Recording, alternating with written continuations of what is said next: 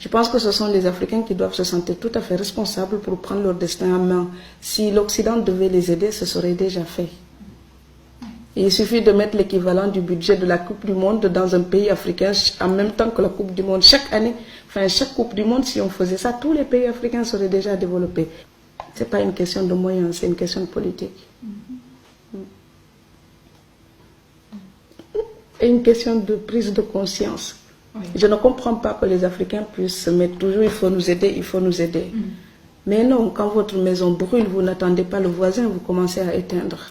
Je sais qu'ils luttent, je sais qu'ils travaillent en Afrique, mais il faut qu'ils soient encore plus conscients que leur avenir est dans leurs propres mains, que ça ne viendra pas d'ailleurs. C'est un gros mensonge. S'ils y croient, ils se trompent.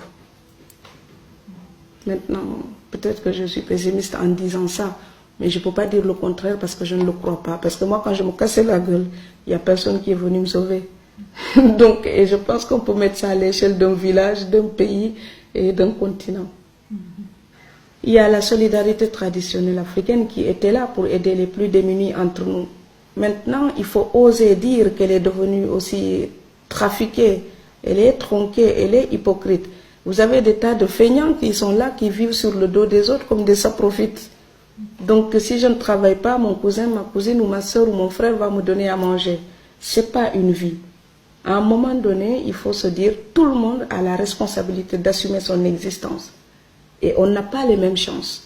Et ceux qui ont un peu plus de chance, ils doivent aider les autres à pouvoir avancer. Mais les autres, ils ne doivent pas croiser les bras et dire quelqu'un d'autre va me nourrir tout le temps.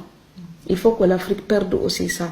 Autant l'Occident est trop égoïste, autant l'Afrique est tellement partageuse qu'elle rend les gens irresponsables. Je pense encore une fois que la solution est dans le mélange des deux, pour une moyenne. Voilà. Il y a eu des documentaires où on voit des filles africaines qui se mettent des crèmes sur la peau pour se blanchir. Vous avez des filles africaines qui font des régimes pour devenir comme ça, comme les top modèles. Enfin, non. On est cambré, on a des petites joues, ça fait des trous quand on sourit et nos fesses sont rebondies dans nos jeans. Mais c'est sublime. Donc il faut que les gens apprennent à respecter leur nature. Mais quand je suis au Sénégal aussi, ils disent sénégalaise, je leur dis, c'est plus dur d'ailleurs de le rectifier là-bas. Parce qu'eux, ils disent sénégalaise, je dis franco-sénégalaise. Parce que je suis sénégalaise, mais je ne renie pas ce que l'autre culture m'a donné aussi. Parce que je respecte. Donc je suis vraiment franco-sénégalaise. Et quand je suis ici, qui me présente dans des villes en Europe et ils disent écrivain française, je dis non, franco-sénégalaise. Parce que si je n'avais pas été franco-sénégalaise, mes livres n'auraient pas la réalité qu'ils ont, ce que je dis là-dedans. Il y a beaucoup d'immigrés qui sont là, qui n'osent même pas aller en vacances parce qu'il faut économiser pour le billet, économiser pour les cadeaux, pour tout le clan. Ces gens-là, quand ils n'osent plus partir en vacances, ils ne sont plus en liberté. Ils sont pris en otage par un système traditionnel qui fait d'eux des esclaves, qui produisent pour entretenir des gens qui vivent psychologiquement mieux qu'eux. Donc, à un moment donné, il faut aussi que l'immigré soit conscient qu'il est devenu un instrument d'une tradition qui est falsifiée, qui est modernisée pour devenir profiteuse et capitaliste. Cette tradition qui était sociale et humaine, elle se tourne vers le capitalisme.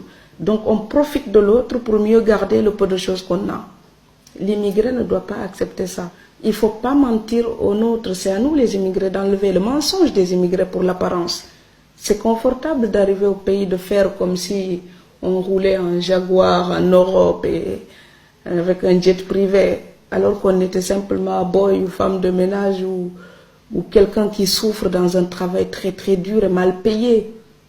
À un moment donné, il faut oser dire au pays, chacun lutte sous tous les cieux. C'est pareil. C'est pas parce qu'on est en Europe qu'on a tout à distribuer comme ça. Bon, moi je veux aider les gens, je suis consciente du manque. Mais il faut qu'ils soient aussi conscients de mes peines en tant qu'exilés. Or, nous, on oublie parfois de nous demander si on va bien. Et on nous appelle, il faut envoyer ça, ça, ça et ça. Je dis, attends, dis-moi d'abord, est-ce que tu vas bien? Puisque tu ne peux rien me donner, donne-moi un peu d'amour. Après, tu pourras demander matériellement. Mais nous, si on n'a pas besoin de leur aide matérielle pour vivre, on a besoin de leur soutien psychologique. On a besoin de leur amour pour pouvoir trouver la force d'aller gagner, ce qui nous permet de les aider matériellement. Et ça, parfois, ils l'oublient. Donc, ils n'oublient pas nos devoirs vis-à-vis d'eux, mais ils oublient que nous aussi, on pourrait attendre quelque chose d'eux. Il y a l'égoïsme du pauvre. On a tendance à l'excuser tout le temps. Mais le pauvre, il pense toujours qu'il n'y a que lui qui est malheureux sur terre. C'est terrifiant. C'est pour ça que je dis le tiers-monde ne peut voir les plaies de l'Occident. Les siennes l'aveugle. C'est que comme on manque de beaucoup de choses là-bas, parfois ils pensent qu'ils sont les seuls à connaître des problèmes à résoudre, à souffrir de quelque chose. Non, les gens peuvent être très riches et très malheureux, et l'Occident est très riche et parfois très malheureuse. Pardon, très malheureux, l'Europe, j'ai pensé. Et donc, ce décalage entre l'immigré et la famille se joue là. C'est qu'ils pensent comme l'immigré est censé vivre mieux, il est forcément bien dans sa peau. Eh bien, il y a une autre tragédie qui est épargnée aux pauvres. C'est le jour où on a gagné tout l'argent nécessaire pour mener la belle vie. Mais il vous manque tellement d'amour ou tellement de famille pour être bien dans votre peau et jouir de votre bonheur.